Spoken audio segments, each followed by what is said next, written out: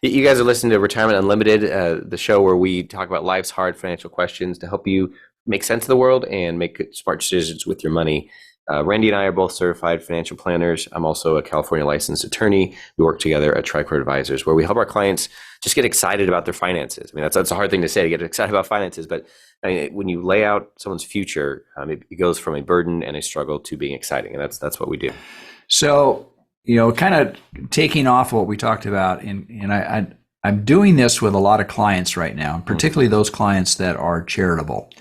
And it comes off of a biblical understanding of building another storehouse. Everybody kind of remembers the parable, from the Bible that says, the guy that had all this money and had all these crops, and what he did is he built another storehouse. Yeah, didn't know what to do and said, I might as well build a bigger barn. Yeah. And the biblical reference is that he was condemned for that because he took more. So I've been thinking about that over the last 6 months or so.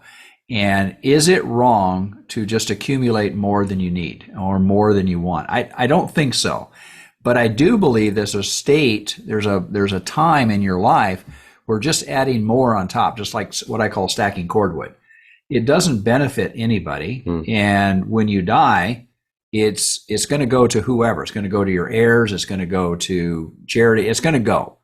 So therefore, I've taken the role. I've taken a good hard look, not only in my own personal life, but also for clients, is that we can budget. We know what it costs you to live. And if the income that you receive from your pension, your investments, your required minimum distributions, all of those exceed, and it doesn't really change your financial base. In other words, the amount of money that you have accumulated doesn't really change. But instead of adding on top of that and continuing to build that, that's the money you should probably be giving away. And if you're 70, you can give away directly from your required minimum distributions to the charity.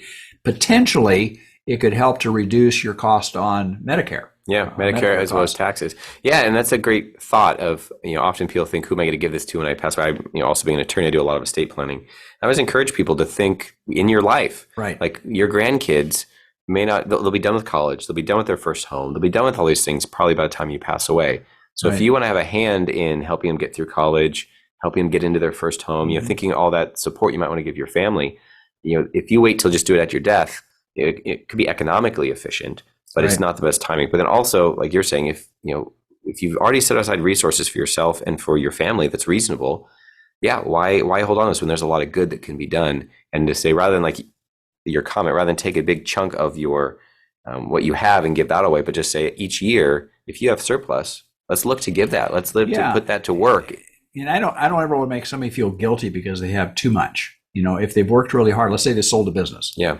But I think after you do all the analysis and it comes back and it says, I don't need more than X, whatever X is for that person, then is it important for you to build on top of that? I mean, is that what your goal is? Well, and to be able to shift in that time of life as well, to say, what matters to me? What's significant? What organizations are doing good in the world that I want to be a part of? And it's not, some people just want to write a check and be done, but a lot of people, they want to be on a board.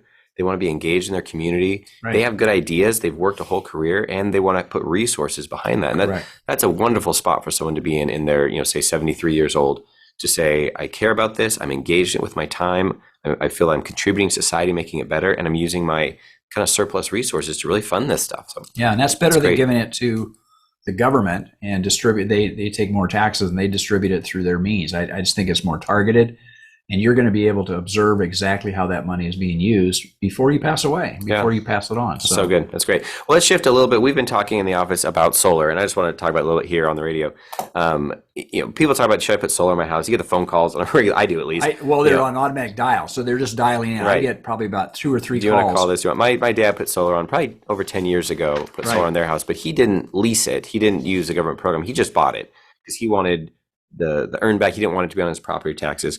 So I know you've been looking at solar. I mean, what are some of the things that you are excited about? What are some of the things that you're worried about? Well, again, I think for me, it was looking at the price point, and I always look at it, what's the value? And for decades, I've looked at solar and I thought the payback is just too long. Now it's starting to make sense. If you take the tax credit, which is a 30%, so all your costs for solar, batteries, whatever, you have a 30% tax credit. And for those of you who don't understand that, that's a big deal, because that tax credit is not, it comes right off your tax due. So if you owe $5,000 or $10,000, 30% of your purchase could reduce or eliminate your taxes for that year that you're putting it in. Yep, that's great.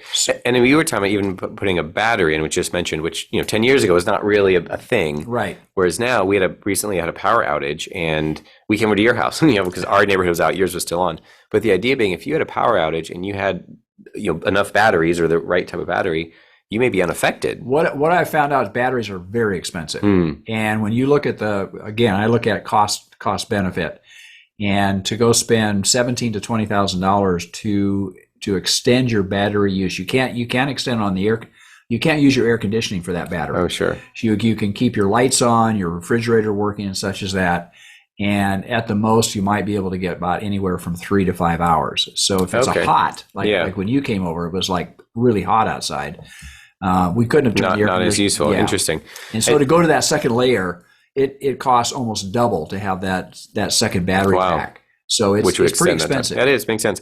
And some things we've talked about is when you're buying and selling a house, a survey we read talked about most buyers kind of neutral. Right. If there's solar on the roof, they don't feel, hey, that's amazing. I mean, they think, hey, maybe lower utility bills, but is the roof okay? Right. There's those questions. Whereas it seems like sellers feel, hey, I put X amount of dollars into this. Right. This is valuable. Sellers are going to love this, and whether or not you get that back. But it does seem for your own economics to say, if I'm trying to pay off my mortgage in retirement, if I know I'm going to have my property taxes, if I put solar on, my utility bills come down. I mean, there's some benefits there. Yeah, I think primarily for me, it's the system pays itself off. What I was looking for is a price point of about 7 years. And so with the tax credit, I know that whatever I put on there based upon a reasonable number of panels that I'm putting on, I can get a payoff within about 7 years. That to me is that's a better deal. Yeah. Because I was looking at just a decade ago, the payoff was close to 20 years. And I thought, no, I'm not going to spending that money. Yeah. So no, that's great. And I know people are talking about this, and we have clients talk about solar, but just to add that in. If you missed part of this episode, you can find the full thing on our website. It's retirementunlimited.com, or you can find us on YouTube under Tricord Advisors.